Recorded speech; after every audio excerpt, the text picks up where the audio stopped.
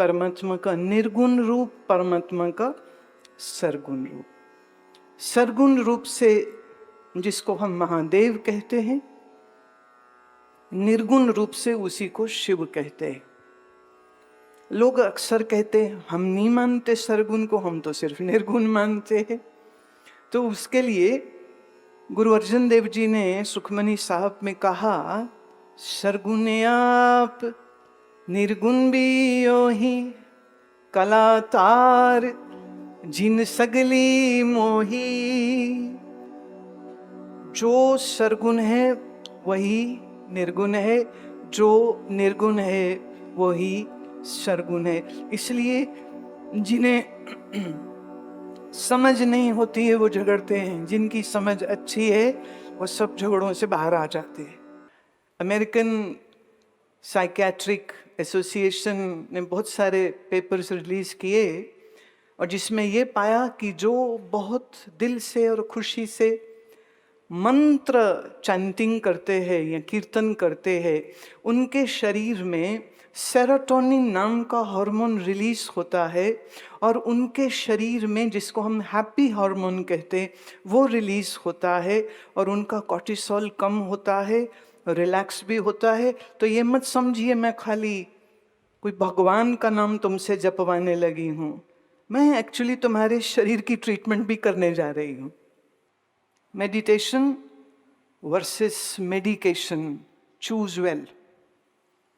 अगर आप मेडिटेशन चुनते हैं, ध्यान चुनते हैं, आध्यात्मिक साधना चुनते हैं, तो आपको दवाओं की जरूरत रह नहीं जाएगी।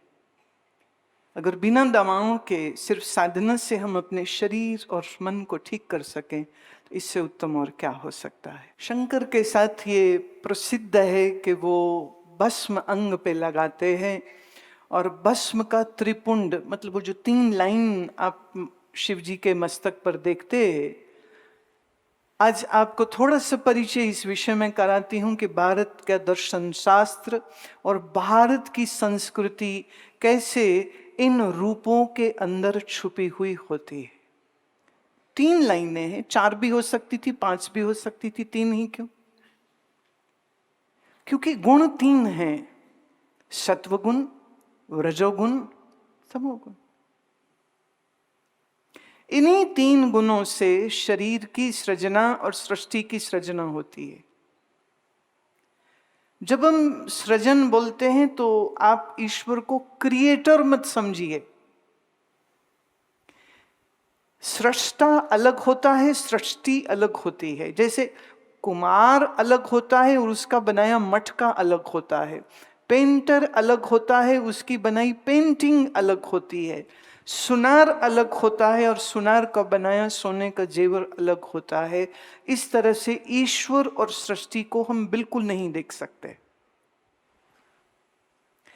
जिन मजहबों में ईश्वर को सृष्टा की तरह देखा गया, उन्होंने फिर ईश्वर को अपनी इस सृष्टि से दूर कहीं ऊपर आसमान में ईश्वर रहता है, ये सिद्ध करना पड़ा।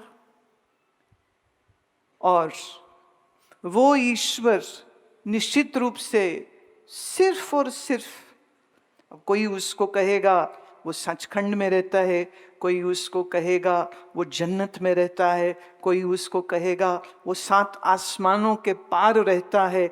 तो ख्याल करना, जो पार और दूर रहता है वो तो हम इंसानों से अलग हो गया। और एक शेर कहती हूं, वो खुदा ही क्या जो खुद बंदे से दूर रहे, वो परमात्मा ही कैसा जो अपने ही इंसान से दूर रह जाए। लेकिन भारतीय मनीषा, भारत की जो दर्शन है, भारत की जो हमारी सोच है ऋषियों की, ये सोच बड़ी विलक्षण है कि जो कुछ तुम देख रहे हो, इस आंखों से जो कुछ तुम देख रहे हो, वह सब ईश्वर का ही मूर्त रूप है। भगवान श्री कृष्ण गीता में कहते हैं 30वां श्लोक, और वो बोलते हैं यो माम पश्यति सर्वत्र। पश्यति मतलब देखना। यो माम पश्यति सर्वत्र, सब जगह जो कुछ तुम देख रहे हो, सर्वम च मयि पश्यति, इस सब में तुम मुझको ही देखो, इन सब में तुम मुझको ही देखो, तस्याहम न प्रणश्यामि सच में न प्रणश्यति। और जो ऐसा जानता है, न मैं उससे कभी अलग हूं और न वो मुझसे कभी अलग हो सकता है। वाणी में गुरुदेव कहते हैं, हर हर जन दो एक हैं, बिब विचार कछु नाहीं, जलते उपजे तरंग ज्यों जल ही बिखे समाहे। जल की तरंग जल में उत्पन्न होती है और जल की तरंग जल में लीन होती है, पर जब ये तरंग होती है तब भी तरंग जल होती है, तरंग जल से अलग नहीं होती। सोने का जेवर सोने से अलग नहीं होता, सोना ही जेवर बन गया है। तो भगवत गीता हो कि उपनिषद हो कि गुरु नानक की वाणी हो, वो एक एक सार एक स्वर में ये बात कहते हैं, सृष्टा ही सृष्टि है। वाणी में आया, ए जग सच्चे की है कोठड़ी, सच्चे का विश्वास। ये सारा संसार वो ईश्वर का घर है और खुद ईश्वर इसी में बैठा है, इसी में रहता है। कैसे? फिर जो कहा, फिर जैसे पुष्प में खुशबू है,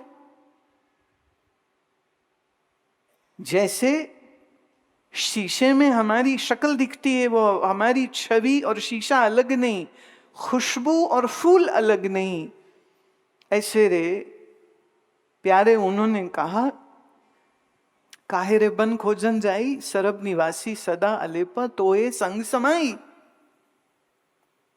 पर जब तुम अपने भीतर उसको खोजते नहीं हो, जानते नहीं हो, तो फिर तुम्हारे इस अज्ञान के वजह से ऋषियों ने कहा, अच्छा चलो तुमको हम बाहर कुछ चिन्ह बना के देते हैं कि इस चिन्ह को जब तुम देखो तो तुम्हें ईश्वर की स्मृति हो। आप सोच के देखिए, जब श्री कृष्ण अवतार नहीं था, जब श्री रामा अवतार नहीं था, जब वो पहला जो विष्णु का अवतार है वो भी नहीं हुआ था, तब ईश्वर को किस रूप से पूजा जाता था? ये प्रश्न है, मैं आपको दे रही हूं। आप लोग सोचते नहीं हैं। पैसा कैसे कमाना है, बड़ा अच्छा सोचते हो। घर मकान कैसे बनाने, बड़ा अच्छा सोचते हो। बेटे के लिए बेटी लेने जाते हो तो बेटी का भी बड़ा निरीक्षण करते हो और लड़के का भी बड़ा कहते बैकग्राउंड चेक कराओ, लड़का ठीक तो है, आचरण ठीक तो है।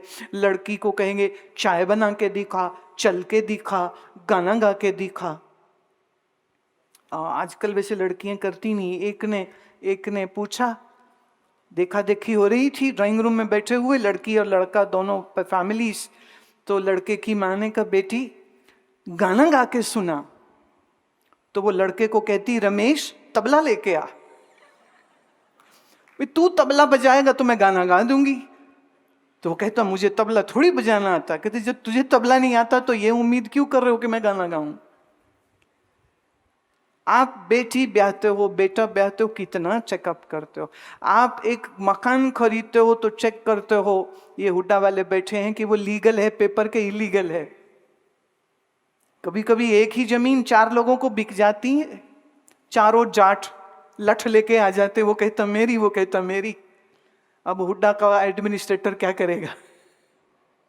वो भी क्या करेगा? फिर उसके लिए फिर वकीलों की फौज खड़ी हो जाती है। आज बहुत सारे वकील भी आए हैं। फिर वकीलों की आमदनी अच्छी हो जाती है, दोनों सिर फाड़ो, हमारी तो दुकान अच्छी चल गई। जमीन खरीदते हो तो उसका आप टाइटल देखते हो वो क्लियर है या नहीं। जिससे खरीद रहे हो उसने कोई बैंक लोन तो नहीं किया, कोई डिफॉल्टर तो नहीं है, कहीं 4 लोगों को बेच तो नहीं रखी है। सब तरफ से देखभाल करने के बाद फिर तुम एक जमीन का टुकड़ा खरीदते हो। काश आप इतनी सोच विचार कभी ईश्वर के बारे में करो।